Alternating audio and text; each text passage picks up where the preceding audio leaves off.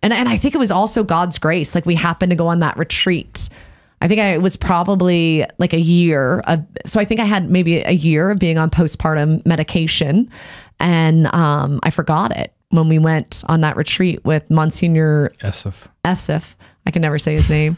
But I remember being there, and I just felt like the Lord was healing me. Like, yes, I needed medical help, but I also felt like the Lord was giving me a grace and healing me there.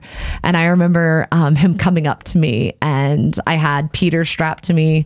I think, was he still on a feeding tube at the time? I don't remember. No, I don't think he was, but a little baby, right?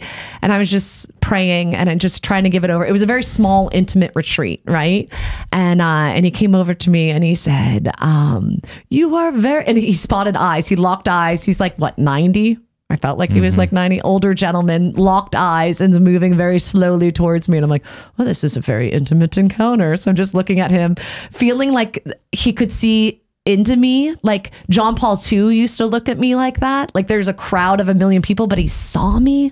And that's how he was looking at me. And I felt very naked and vulnerable. And he's like, you are a very beautiful mother. And I was like, thank you. And he's like, are you very good about getting out of God's way and letting him work in and through you? I'm like, no, I am really bad at that. Actually, I am so hard-headed, and I'm always, he's like, that's not what I see.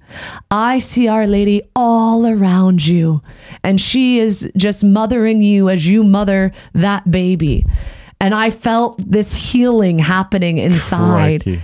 And then later I met with him for spiritual direction, and the same thing happened, right? And he's like, you think the Lord has used you and is using you in spite of your brokenness and your weakness and your flaws. And I'm like, yeah, isn't that amazing? God is so good. He's like, no.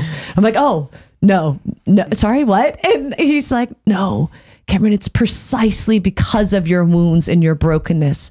Every cut, every bruise, every depression, every negative thing, whether you've done it to yourself or someone else has done it to you, all those inflicted wounds on your heart, Christ shines and radiates through them like nothing else, like refinest fire, right?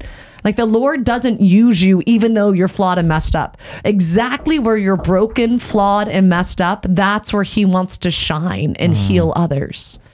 And it's hard to be like, here's my broken, ugly, bruised, hurt self. Like we want to be like, look, I have it all together. Look at me with my Instagram following and my perfect house and my perfect family. And that doesn't help anyone. That makes these people feel like shit.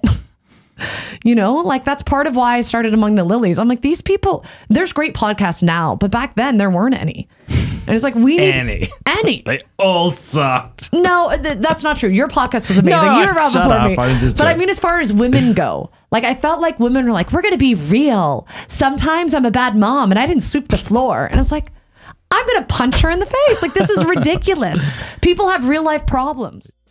Thanks so much for watching. Please like if you liked, and if you loved, subscribe.